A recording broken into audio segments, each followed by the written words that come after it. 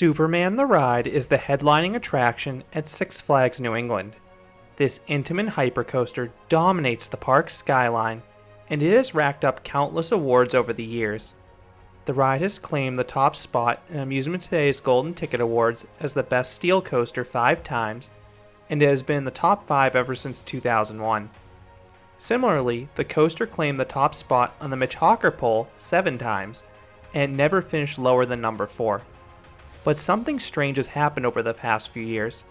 People have seemingly stopped talking about Superman. I have some theories why this happened, but I now think Superman is actually underrated, which would have been almost unfathomable a decade ago. So in this video, I will discuss why Superman is still an elite coaster, and discuss why I think the coaster has lost some of its luster over the years. In 2000, the then Riverside Park in Agawam, Massachusetts was rebranded as Six Flags New England. To celebrate the flagging, the park added several new rides, including 3 roller coasters. But the most notable addition was unquestionably Superman Ride of Steel, which would be the region's first hypercoaster. Six Flags and Intamin had a long relationship. Intamin originally provided the chain with flat rides, but they started offering roller coasters to the chain in the 1980s and 1990s. But Intamin really made their mark in 1999 when they debuted their mega coaster. The 1990s were the peak of the coaster wars, so many parks were looking to add hypercoasters, and Six Flags was no exception. In 1999, Intamin had designed Superman Ride of Steel for Six Flags Darien Lake. This was Intamin's first hypercoaster, and it was a resounding success. The ride had some powerful ejector airtime and extremely open trains, so it's no surprise that Six Flags went back to Intamin in 2000 for 2 additional hypercoasters, both of which would also be named Superman Ride of Steel. What can I say? Six Flags loves reusing names. Six Flags America would receive a mirror image clone of Darien Lake's Superman. Meanwhile, Six Flags New England would get a custom layout.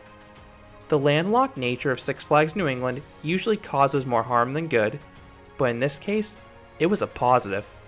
Since the Massachusetts park did not have the land for a cloned hypercoaster, they received a brand new layout.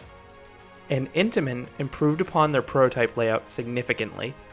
They eliminated the dead spots, replacing the straight track and drawn-out helixes with more airtime hills and tighter elements.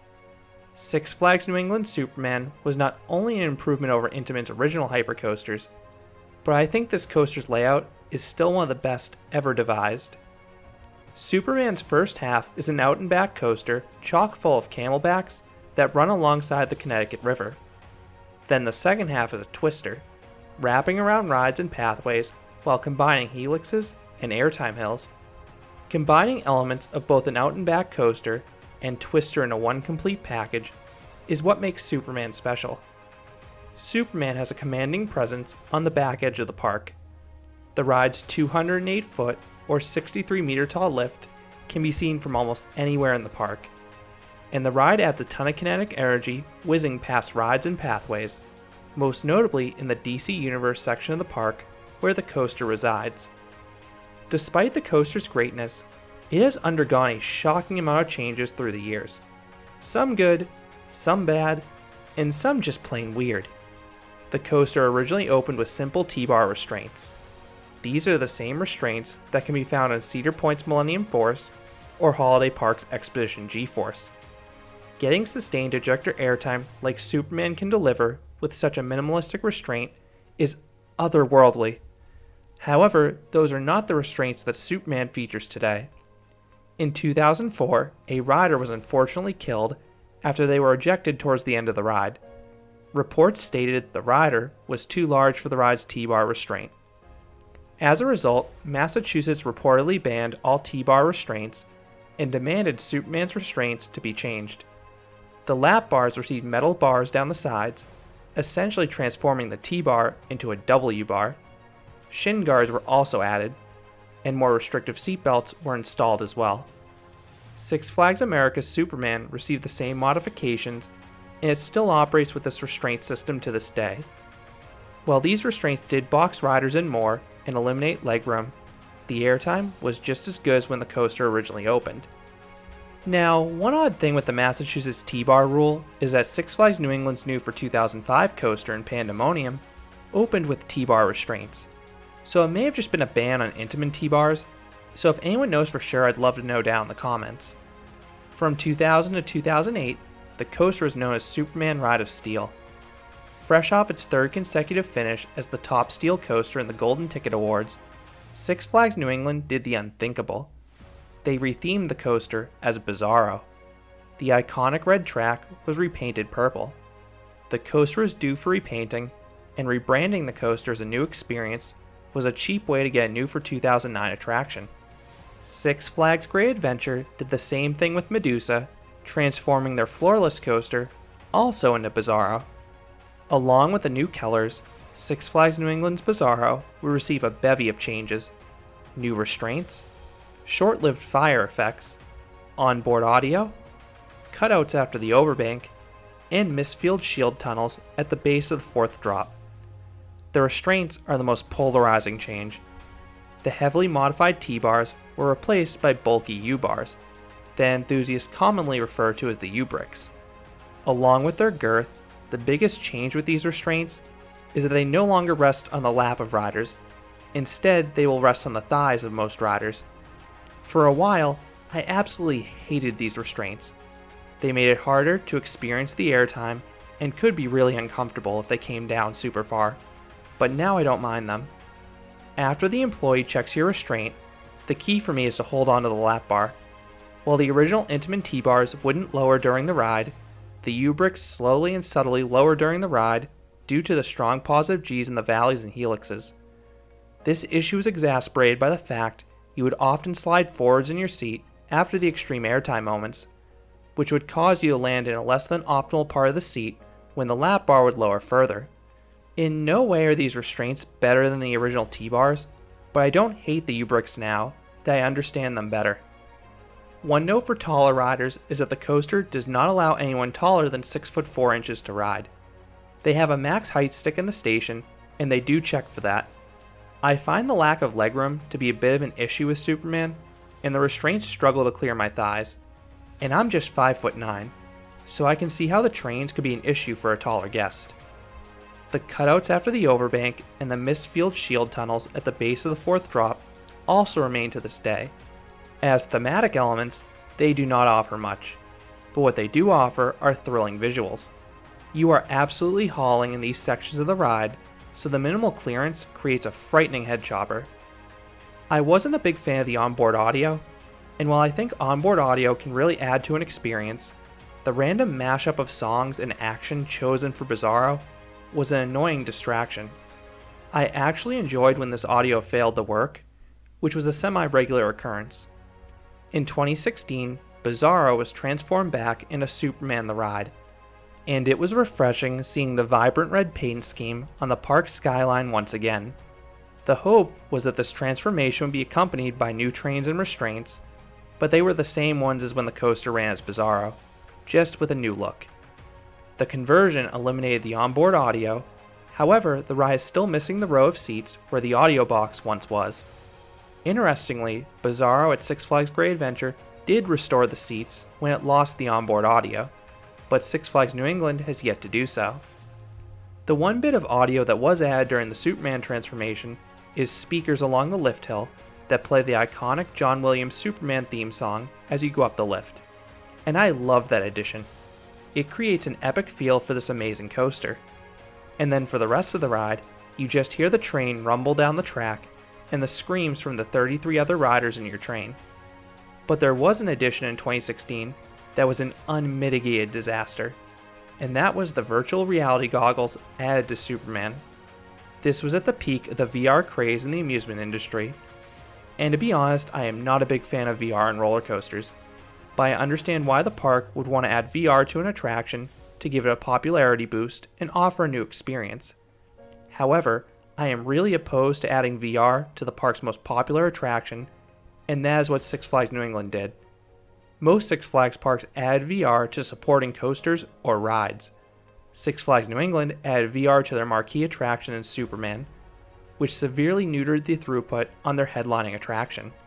The coaster regularly would have lines approaching 2 hours, as the coaster would frequently have 7 to 10 minute dispatches. This was because staff members had to secure and adjust each headset to every rider, and it was extra important on a ride with extreme negative Gs such as Superman.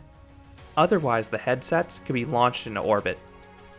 VR killed Superman's capacity, and the park realized they had an issue. For this reason, the park wouldn't start VR until the afternoon, and they would stop it an hour before close. This would allow several park guests to get on Superman when it could operate at its maximum capacity.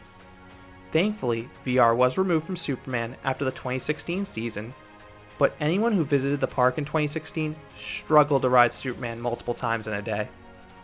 Superman is still the most popular ride at the park, so it regularly has one of the longest waits in the whole park. While the coaster is named after Superman and it features a nice looking entrance, the queue line doesn't really have anything to look at. On busy summer and Fright Fest weekends, this 2-decade-old coaster still sports lines up to an hour.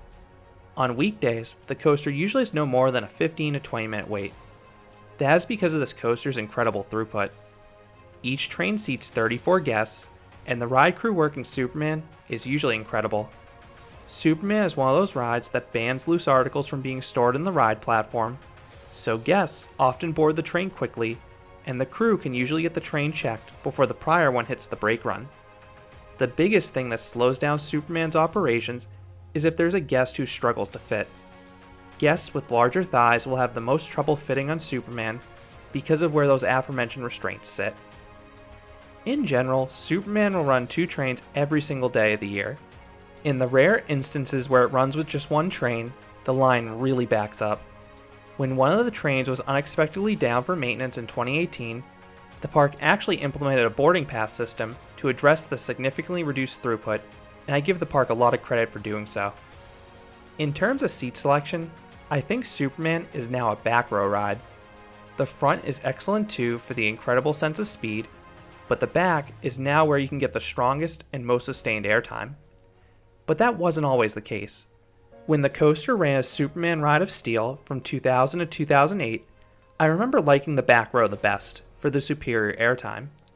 But when the coaster was converted to Bizarro, something happened. The ride started to feel sluggish. I'm guessing the extra weight for the onboard audio and reduced aerodynamics of the headrests may have played a role, but whatever it was, Bizarro ran slower, most notably in the second half. However, the ride felt just as fast up front, and the airtime did not seem to change up there, so that became my seat of choice, and it continued that way when the ride was converted back into Superman. Only on the hottest of summer days would Superman run as fast as it did in its early years. But in 2019, the park added new wheels to Superman, and now the ride is running just as fast as it did when it originally opened. And Superman runs like this regardless of the temperature now.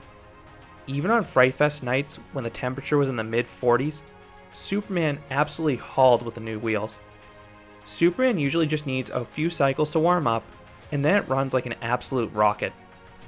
These new wheels restored Superman to its original glory for me, and it made the back row my preferred seat once again. But I still do love riding up front because the airtime is still amazing up there, and the sense of speed is superior. Once dispatched, you slowly start ascending the lift hill. Once the whole train leaves the station, the lift hill speeds up, but it still takes almost a minute to climb the lift hill. On the right, you get a bird's eye view of the entire park. On the left, you get this gorgeous view of the Connecticut River and the Fanny Stebbins Wildlife Refuge. And when you're taking in the visuals, the anticipation mounts as you hear the Triumph Superman theme song blaring out of the speakers. Once at the top, you are thrown over the 221-foot or 67-meter tall drop. Superman has a 9-car train, so those in the back row are absolutely whipped over the drop. It delivers a very strong pop of ejector airtime. However, this airtime is not sustained for very long. While most hypercoasters take longer to reach their maximum angle of descent, Superman quickly reaches the 70-degree angle and holds it for the majority of the drop. This causes you to return to your seat quicker than on most hypercoasters. While I prefer more sustained airtime moments, especially on first drops, the strength of the airtime is a nice alternative. This drop dives into a tunnel, which is great for a few reasons. 1. The entrance into the tunnel has a giant Superman panel that looks straight out of a comic book, and there is very little clearance, so it creates a fantastic head chopper. 2. The tunnel is underground, so you get blasted by cool air. At the same time, you feel every bit of the coaster's 77 mph or 124 km speed, and are also treated to some good positive Gs. The second hill is a giant camelback. Up front, you get some strong and sustained ejector airtime cresting this hill, and on the descent, you stay levitated out of your seat with some weak floater airtime. Towards the back, the element delivers equally as strong and sustained ejector airtime through the entire drop. That is followed by a rapid overbank turn. The second half of this element really whips the long train through it, so you get a burst of positive Gs. And that only continues on the next section of the ride, which showcases the ride's speed. Superman zips around this low turn and down this little speed dip. The extended low-to-the-ground segment is already blisteringly fast, but it feels even faster thanks to the cutouts you whiz past. And that speed dip offers some really unique sensations. It offers a weak floaty feeling that rapidly turns into crushing positive Gs as you ascend the third hill. I love when coasters can vary the sensations that quickly.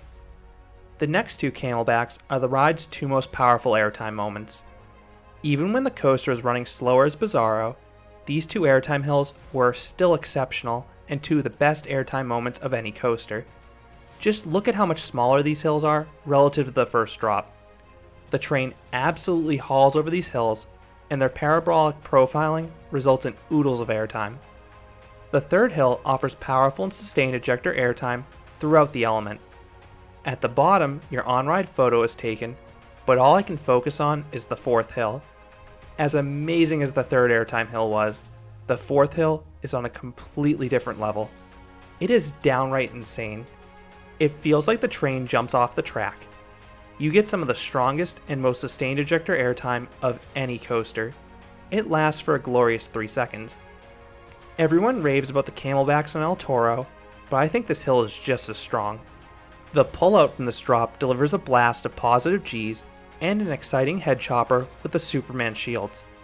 Most summer days, these shields are emitting fog, which is refreshing. That is followed by the lone dead spot on the ride, this elongated S-hill that crosses over the entrance and queue line. No matter how fast Superman is running, you are not getting any airtime on this hill. It just offers a little side-to-side shuffle at best due to the banking. I view this as a brief intermission akin to the mid-course brake run on most other coasters because Superman does not actually have a mid-course brake run, and it kicks off the ride's awesome second half. The pullout from the fifth drop features a tight turn that dishes out some nice positive Gs, and then Superman flies over a tighter and smaller S-hill that is far wilder than the prior one. The front row gets a weak pop of ejector airtime over this hill, while those in the back get a very strong pop of ejector airtime. And this airtime is extra sweet because it's paired with a scary head chopper from the prior S-hill above you. Superman then zooms around a low helix that delivers some powerful and sustained positive Gs. These are the forces I wish the helixes on Six Flags Darien Lake and Six Flags America's Superman delivered. And the sense of speed during this element is top notch as well, especially if you're up front. Superman then flies over the ride's most picturesque element, another S-hill, except this one drops down into an underground tunnel. Up front, you get another pop of ejector airtime, but the airtime is even more powerful and sustained in the back as you're whipped over the drop. When the ride was rethemed as Superman, the tunnel received some light effects, but they're hard to notice because of how fast you're flying. What's more noticeable is the rapid burst of positive Gs in there. You then rise out of the tunnel, turning to the right. While most of the turns on Superman are banked, this ascent has very minimal banking at the top, so it delivers some nice laterals up front. Unfortunately, this ascent doesn't offer any airtime up front though. The subsequent drop does deliver a weak pop of airtime in the back though.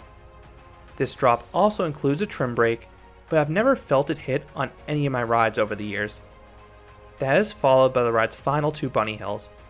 Both hills deliver flagector pops of airtime up front, but strong and moderately sustained ejector airtime in the back. The first of these bunny hills features a double head chopper as well, first with the track and then with the support. After these two hills, Superman rapidly turns to the right, and you pass a giant newspaper with a headline that Superman defeated Bizarro, which is a nice homage to the ride's prior name.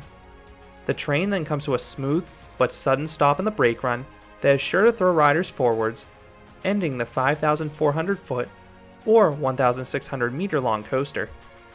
And often I want to get back in line. Superman is a very smooth ride, and I could ride this coaster all day. So what would I rate Superman? I still think this is one of the world's best coasters, and I would easily give this ride a perfect 10 out of 10.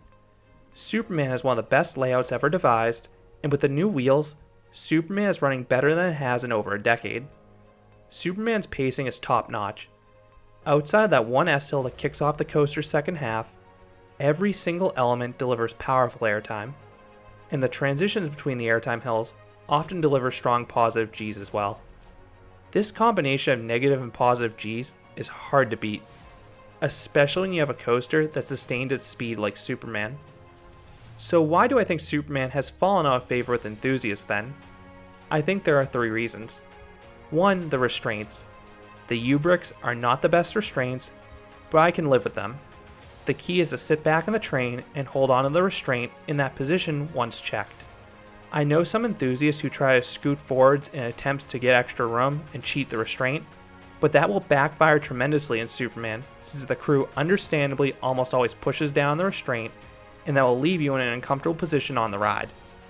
2. The ride ran sluggish from 2009 through 2018, so anyone who rode the coaster for the first time in this decade did not get to experience the coaster in its optimal form.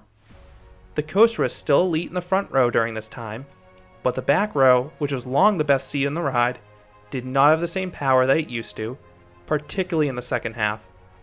This was corrected in 2019 with those aforementioned new wheels. 3.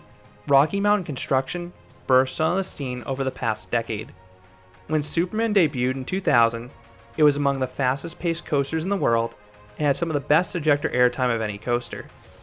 Keep in mind, it was at this time that Steel Force was still considered an elite coaster. RMC wowed the industry by packing the rides with an endless barrage of ejector airtime hills and hang time filled inversions. Just look at Wicked Cyclone in the same park.